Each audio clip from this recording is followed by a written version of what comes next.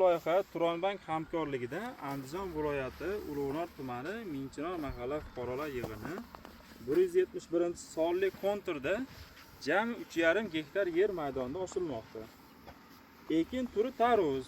Bu yerdagi ekilgan ekinlar zamonaviy usullar bilan parvarishlanmoqda va hozirda ekinlarning holati juda ham yaxshi. Ekilgan ekinlar 120 kun davomida yetiladi. Ekinlarni yetishtirish davrida sug'oriladi va tabiiy va mineral o'g'itlar bilan oziqlantiriladi. Ushbu loyihada jami 12 ta dehqon xo'jaligi biriktirilgan. Loyihaning samaradorligini oshirish maqsadida lider tadbirkor Turon yerlari ichiga biriktirilgan. Ushbu yer maydoni jami 120 tonna mahsulot yig'ishtirib olishi rejalashtirilgan. Har bir dehqonchilik xo'jaligi o'rtacha 25-30 million so'm daromad to'g'ri kelyapti.